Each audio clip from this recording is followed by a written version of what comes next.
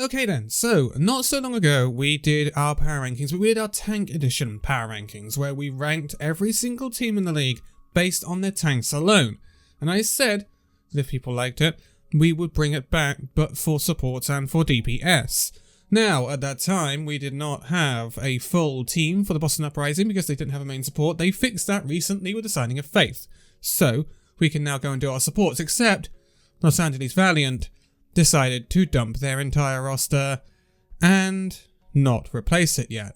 But we will not be held back by that. I'm not going to hold back this video just because the LA Valiant decided to be very stupid. So, Valiant, you're going to be unassigned. You're not going to be ranked in these power rankings because you don't have a support, you don't have a tank, and you don't have a DPS, you don't have any players at all, you don't even have coaches. And that's Immortal's fault. So, let's not go over that problem again. There's going to be 19 teams in this list, with Valiance and Discretion counted out of that. And it's going to be an interesting one because I think supports can be where some teams really shine, whereas some teams are brought down a little bit from where they were in usual power rankings or tank power rankings. So I think this is going to be a very interesting one. There will be some picks where people will think, this guy is stupid. But I will try and give you a reason for every single one. We will go from bottom to top, as we always do, and that means going from 19th this time. Thank you, LA Valiant. Yes, I'm going to keep having jibes at you, and I think you really do deserve it. So at 19th, we have the Vancouver Titans. Now, I do think the Vancouver Titans are the weakest support line in the league. They have Rolf and Fire. Now, Rolf, he wasn't great last season, was he? And then they decided to keep him on. I suppose he's nice and Canadian for the Vancouver Titans, you know, homeland and all that, but Fire coming in from the Atlanta Reign, I mean, he was benched on the Atlanta Reign, and they didn't even do that well last season, and they're like, well, let's pick this guy up then. It's just, you're bringing in a benched middle of the league player. So if he was benched on a middle of the league team, is he going to do okay on a near the bottom of the league team? There's no upgrades here for Vancouver. It just seems like they're stalling and going backwards when people around them are making nice changes. Most people. So I just think Vancouver Titans, there's nowhere to go for them. And I've given the backing to Paris Eternal over the Vancouver Titans. And I think Paris Eternal's support line is very single swim. We've got Neptuno, who's 28 years old now. He was not really competitive in the league last year because of visa issues with the Guangzhou Charge. I still think he's very reliable.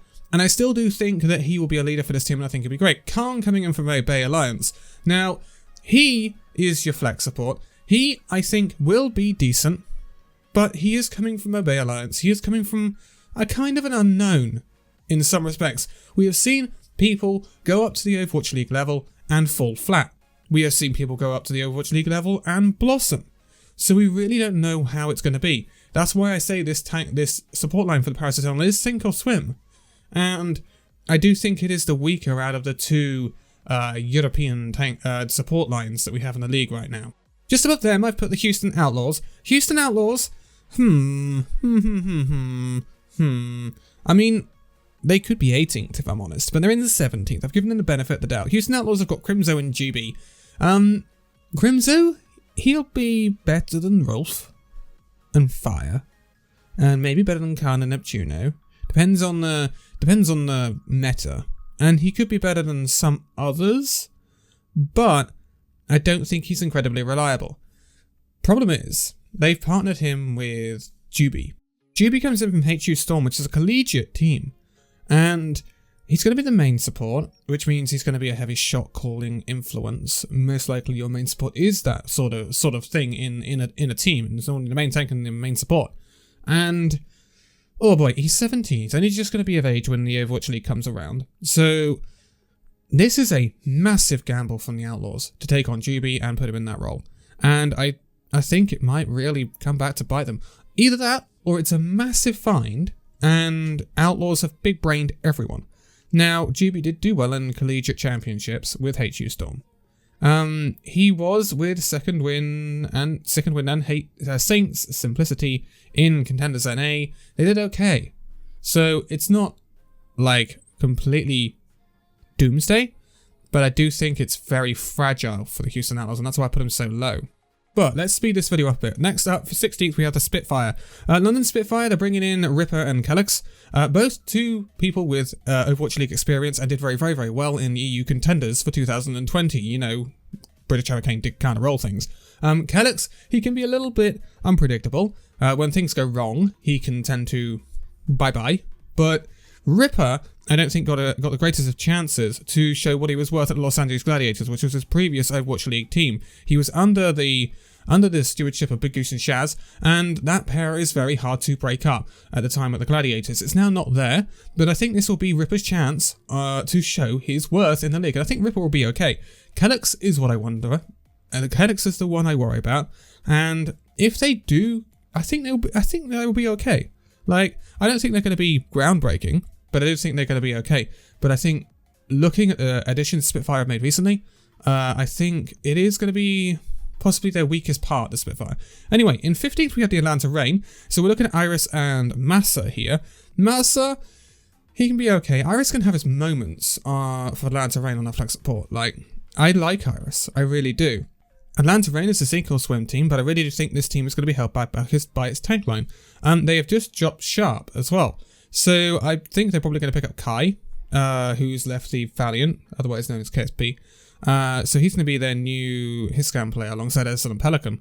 I think Atlanta Reign are okay. I think they could be very similar to what Valiant were last year, but I don't think they're going to be groundbreaking. Massa and Iris, though, I do wonder whether Massa does need to be upgraded for Rain, really. I'd like to see them bring in Rain from the Valiant. I think that could be a pretty interesting addition to the Atlanta Reign, actually, and it would really balance this team out and make them perhaps a little bit of a surprise team going into 2021. Anyway, in 14th, we have the Boston Uprising. Now, Boston Uprising just adding Face as their main support alongside Myeongbong on that flex support. I think that's a really nice deep support line. Like, Myeongbong and Face, I think is really nice. Faith coming in from WGS Phoenix. Myeongbong was one of the standout players for Boston Uprising last year, and a terrible year for them. They have the stewardship of Laurie now from WGS Phoenix as well. Although we do wonder about the management of Boston Uprising a lot of the time, we're not what we are evaluating here. We are evaluating the support players. And if you look at Myeongbong and Faith, it looks like a good support line. It looks like a support line that can challenge the support lines of, like, not necessarily Guangzhou Charts, that's a bad example, but like New York, like Friday and Jonax, they got two very different, and I'm bringing up New York because they're in 13th, right? So Jonak, incredibly experienced, right? You've got Friday, who's really inexperienced, comes in for Rosa Gaming for New York Excelsior, and he is going to be very like, ooh, is he going to work or not? But we have seen even more extreme cases like Sanguinar last year for London Spitfire actually really work. So I think it could work for the New York Excelsior. But when we look at Boston Uprising, I think they're a nice consistent tandem, but I think support line. But I think Jonak will carry New York to a bit more of a higher finish. But I really do like the addition of Faith to this support line for the Boston Uprising, and I think it's a really nice thing they've got going here if they can make it work. I just wish they get Gabe Ulsey on the off tank, and then we'll be looking at the Boston Uprising and we'll be thinking, they could do something. Anyway, we talked about 13th place New York Excelsior. 12th place we have Chengdu Hunters. Chengdu Hunters, I think, have a lot of power in other parts of their team. I think 1987 is a fantastic addition coming in from Team CC. Yveltal is still there, and we like to see Yveltal there. He was nice and consistent last year for the Chengdu Hunters. But with 1987 as their starting main flex support, if you see what I mean, but their main support will be swapped between Nisha and also Yveltal. Nisha coming in from Billy Billy Gaming. Now, I wonder what Chengdu will run here, whether they'll run Yveltal 1987, or they'll run Nisha 1987, or it's far away 1987 if you want to be like that, but it was 1987 back in Chinese contenders. So, I like 1987, but I'm not sure whether they're going to be able to compete right up with and be better than what is coming above them. Because again, when we look at the Overwatch League, it's very, very stacked. Very stacked with competition. In the tank line, I said this as well, but in the support lines, like, we do see a lack of new talent coming in this year, maybe, that is completely high-end, but I do think there are some teams that are really going to pop off this season because of their supports, mainly. So it's going to be interesting, and I think Chengdu Hunters could be a lot higher than this. Anyway, 11th we have the Washington Justice. Washington Justice, I like the rest of their team, but I think this will be the power rankings in which they are ranked the lowest. Simply because their supports, I don't believe, can be on the level of their tanks and their DPS. So when we look at their DPS, they've got Tuba, Jerry, Decay. Like, that's a really, really nice DPS line, right? When we look at their tanks, Mag, Fury, Rhea. Whoa, looking good. Then we come to the supports, Closer and Bebe. Hangzhou Spark didn't want to keep hold of Bebe. Clearly it wasn't working for them. Closer was good at London Spitfire back in the inaugural season days. Then he moved over to Dallas Fuel, and it didn't really work. But we have to give Closer the benefit of the doubt because he was at the Dallas Fuel, and yes, it doesn't tend to work at the Dallas Fuel all that well sometimes, does it? Hopefully those days are behind the Fuel fans, though. But I do wonder about this Washington Justice support line and whether it will let this team down. And it worries me. I'm not going to lie. And I might be wrong. But I do worry whether it's going to let them down. And again, I wouldn't call it a reliable support line. And that's why they are where they are. However, in the middle of the league, we do have in 10th Hangzhou Spark, IDK, MCD, Mika and Colest. There's a lot of supports in this team. So it's nice to see them hang on to some really nice parts. So in the main supports, they kept hold of IDK and Mika. I like that. I think both players are fairly good. I'd like to see Mika start over IDK because I think Mika is slightly better. But IDK, he's got a really nice Batiste as well, which will help out because Mika's a bit more cut and dry with Mercy Lucio. But I really like that.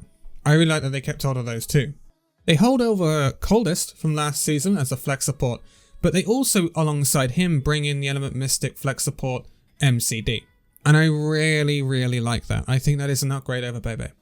And a Mika MCD support line, I think will actually be pretty good. I do think the Hangzhou Spark have upgraded their supports with the introduction of MCD over Bebe. But I think it is a minor upgrade. I don't think it's a massive upgrade. Again, I might be wrong.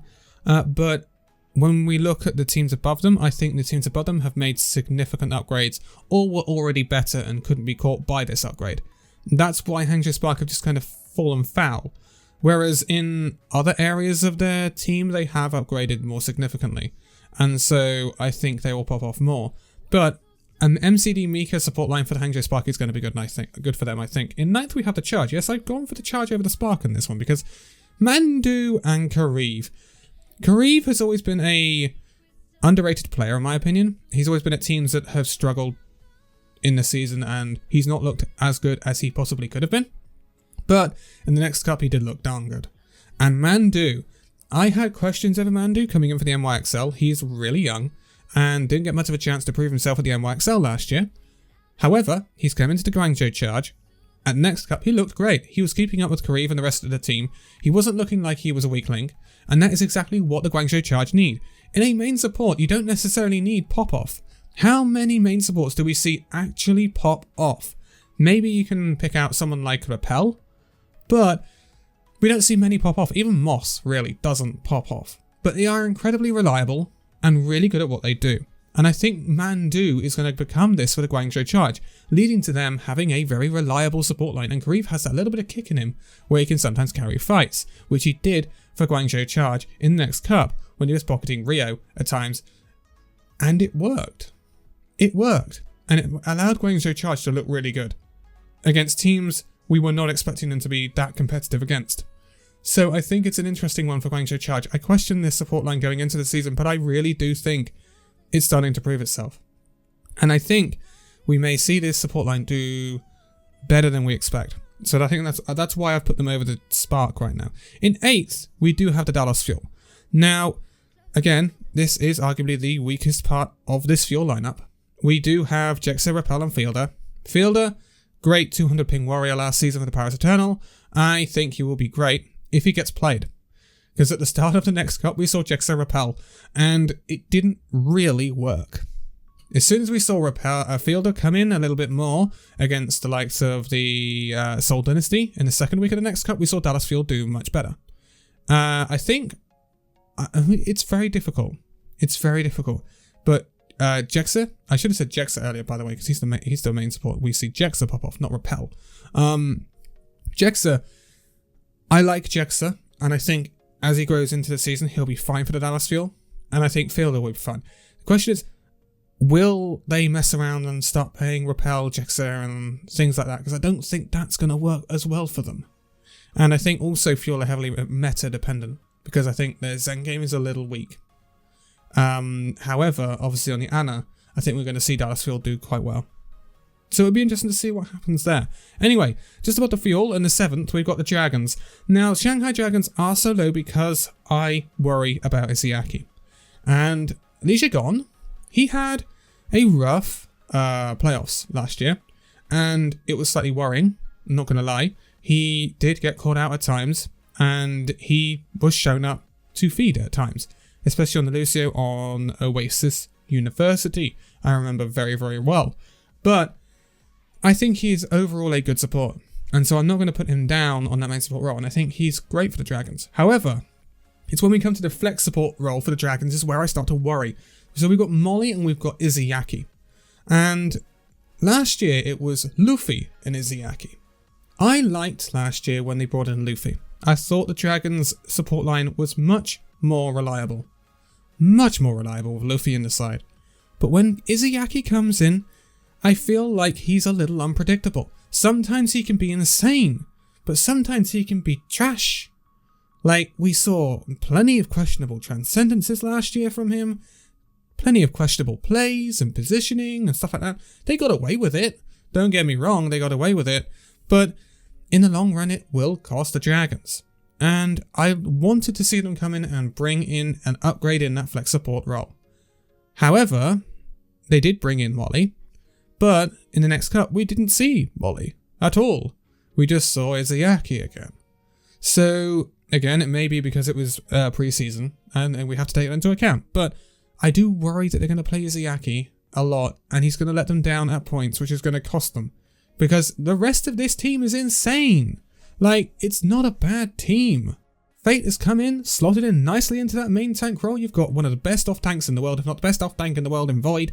You've got a really nice main support in Li Gon, although he can be questionable sometimes. And then you have a DPS line of Ursta, DM, Fletter, and Lip. You have, like, everything you need, apart from that flex support, which always just worries me for the Dragons.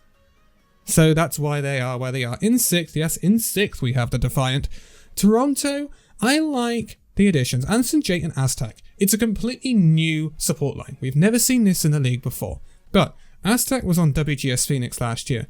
And I watched the Korean Contenders Finals, and Aztec tore Runaway apart on the Zenyatta. I really liked Aztec. Really liked it. And I think he's one of the hottest prospect supports coming into this league this year. So I really think he's going to be a valuable asset to the Toronto Defiant, providing they use him well. Now under the stewardship of KDG, which I think is also going to be a big benefit to him as well, who really brought on Alarm last year at the Philadelphia Fusion. I think he's going to be really, really valuable for this Toronto Defiant side. So he's going to be partnered alongside Anson J. Now Anson J, he was a bit of a left-hand pick, but he came from Element Mystic. It still comes from incredible caliber. He still comes from near the top of Korean Contenders. So I really like these additions to the Toronto Defiant, and I think the Toronto Defiant, their support line is looking better than it ever has done. And I really think this is an opportunity for Toronto to really push the upper echelons of the league. They have some really nice players, and if they can just get this coaching to work, I think this could be one of the best support lines in the league. But it all depends on whether it clicks and whether the coaches can get it working. I don't see a reason why it wouldn't, but you never know. And so this is me hypothesizing, but I really do like the Toronto Defiant support line. Top 5 then. In 5th, we have the Seoul Dynasty. Seoul Dynasty, it's creative and Animo. We've obviously lost Toby, which was a big influence for the Seoul Dynasty side. Animo came in. He's a really good shot caller. Always was for the NYXL. He in-game leader is what you would call Animo. And I really think that's going to be a massive massive addition to the Seoul Dynasty side, take over from Toby. Creative really popped off at the end of last season, and he's looking to be right on that path to being one of the best flex supports once again in the league. So I think Seoul Dynasty have got an incredibly reliable support line, and I don't think it will ever let them down. I would be incredibly surprised if it let them down. It held with the very best in the next cup. They did end up losing to the Dallas Fuel, but I wouldn't put that all on the supports, and I think they really did do well. So yeah, I think it should be super interesting to see how this Seoul Dynasty side shape up, because I really do think they've got one of the best support lines in the league. In fourth, and this is what's probably going to trigger a lot of you, it's the Florida Mayhem. So I think the Mayhem have improved significantly this season, and it's purely because they've dropped Chris and they've brought in Slime. So their supports are Slime and Gangnam Jin. Now, I've always really highly rated Gangnam Jin. I wanted the Shanghai Dragons to pick up Lee Jae-gon and Gangnam Jin together, and they didn't. They were both runaway together, and they were one of the best support lines in the world at the time, even just being in contenders. Gangnam Jin is incredibly good. He demonstrated that at Florida Mayhem last season, and I think he's an incredible flex support, so I really wouldn't doubt him in any way. But Slime makes their main support reliable, and that is what let down the Florida Mayhem so badly last year with Chris on that role. Slime comes in from Seoul Dynasty with obviously time at Vancouver Titans, and I think he will improve this team significantly. And this is why I think Florida Mayhem are a underdog for 2021, because you look at their DPS line, they've got what they had plus the addition of Checkmate. Then you've got Gargoyle. OG is the one that I would have question marks about, but Slime and Gangnam Jin I would be incredibly hyped about if I was a Mayhem fan. So I really like Slime and Gangnam Jin. Really like it. And if they can kindle up a relationship that anywhere near similar to what Lee Jae-gon and Gangnam Jin had, this will be phenomenal for the Mayhem. It really will. I really like this support line. It'll be interesting to see how it does in 2021. We head into our top 3 now, and in third we have the Los Angeles Gladiators. Now, Gladiators improved significantly with the addition of Shu and Moss. Moss was fantastic for the San Francisco Shock. He has been for years, and I don't think anyone will ever deny that.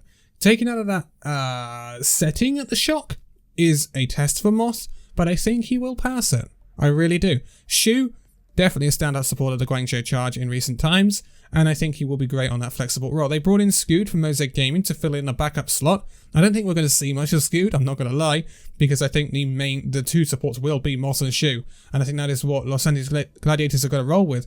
I don't see why this Gladiators support line can just compete with some of the best. I don't see a reason why not. Shu is around some fantastic players, and when you've got, Muse and Space and Birdring, Kevster, Mira, and he's alongside a really top tier main support, probably the best main support in Western world right now, and one of the best main supports in the league. So I see no reason to doubt this Los Angeles Gladiators support line right now. However, we do obviously remain to see whether it will pop off in the regular season. But again, this is what Power Rankings is like. This is speculation at the end of the day. You never know what happens until you hit those keyboards. You never know what happens until you hit those mice, and it actually happens in April and on from that. Anyway, top 2. Number 2, we have the Philadelphia Fusion. No matter how much I knock the moves by the Philadelphia Fusion of recent times, like the addition of Mano and Shockwave, it doesn't seem like great, right? But there's one very standout thing to all of that. None of them are supports. They have the same support line as they had last season, Alarm and Funny Astro, and it was one of the best support lines in the league, and it's still there. It is still great. It is still going to be fantastic. It depends whether it clashes in terms of playstyle with the rest of the team. It's not going to clash necessarily with the DPS, but maybe with the main tank. That's what worries me with the Philadelphia Fusion, but that's not the support's fault. That's the coaching's fault, and that's the team creation's fault. Funny Astro and Alarm will still be fantastic players, and they will still be some of the best in the league, because that's just the way they are. Funny Astro is one of the best main supports, Alarm is one of the best flex supports. We've talked about that in videos before, and I see no reason why not to back them. And I think it's definitely the strongest part of this team. I really do. And then at number 1, it's them again, isn't it? It's the San Francisco Shock. Even though they lost Moss, they replaced him with FD God. FD God did fantastic at the Powers Eternal last year, and he's probably going to do very, very well at the San Francisco Shock this year, and they held on to Twilight and Violet. Violet, again, one of those best flex supports in the league, as we all know, and then the Shock are just like, you know what, let's back him up with another top tier flex support in Twilight. It's insane. It's insane, and I don't think anyone has the depth in quality that the Shock have. And they simply have it because, well, they're the best team in the league, they've won it for 2 years in a row, they've got a ton of money and they can afford it. Simple as that really, isn't it? And they've got a nice org. Yes. Shock, definitely top. And they're probably going to top every single one of these power rankings. That's just a warning, but it's just San Francisco Shock things. There's not much you can do about it. Someone's got to come and knock them off their perch. Come on, someone. Can someone do it? We're going to get a 3-peat from the Shock again. Really? Anyway, I will be leaving it here for this one. All the socials are linked in the video description. Please do check them out with Illusion and my socials as well. Things have been popping off recently and I can't thank you guys enough. But I will be leaving it here. So thank you guys so much for this video. If you'd like to give a like, subscribe if you're new, and I'll see you in the next video. See you then.